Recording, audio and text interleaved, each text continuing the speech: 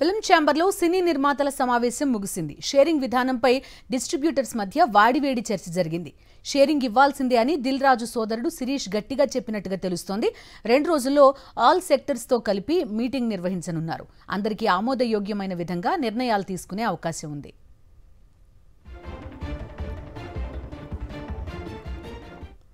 ఈ మీటింగ్ కి సంబంధించి పూర్తి డీటెయిల్స్ అందించడానికి జాయిన్ అవుతున్నారు మా కరెస్పాండెంట్ సతీష్.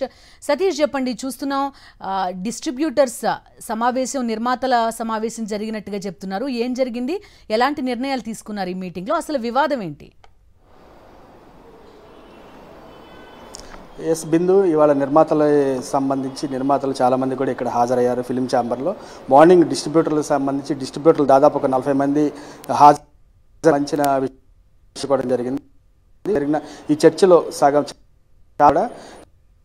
మాకు ఇస్తే బాగుంటుంది ఎగ్జిబిటర్స్, కానీ కొంత ఇబ్బంది అయితే ఇప్పటికీ మనం చాలా వరకు నష్టపోతున్నాము.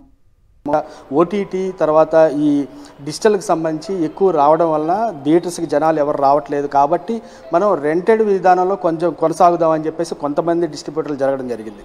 అయితే ఇప్పుడు జూన్ 1వ తారీఖు బంద్ చేస్తున్న నేపథ్యం నిర్మాతలు కూడా కొద్దిసేపటి క్రితం అంతా ఒక మీటింగ్ చర్చించుకున్నారు. వీళ్ళు నిర్మాతలు మొత్తం కూడా మాట్లాడు డిస్ట్రిబ్యూటర్లకు సంబంధించి రెండిటి ఈ సమస్యలు అంటే మెయిన్గా రెంటెడ్ విధానం కాకుండా షేరింగ్ విధానం అడుగుతున్నారు. కొంతమంది రెంటెడ్ విధానం ఈ సమస్యని పరిష్కరించే దిశగా 4 సెక్టార్లు కలిపి ఒక మీటింగ్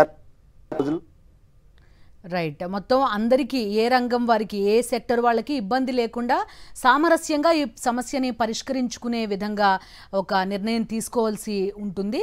రైట్ సతీష్.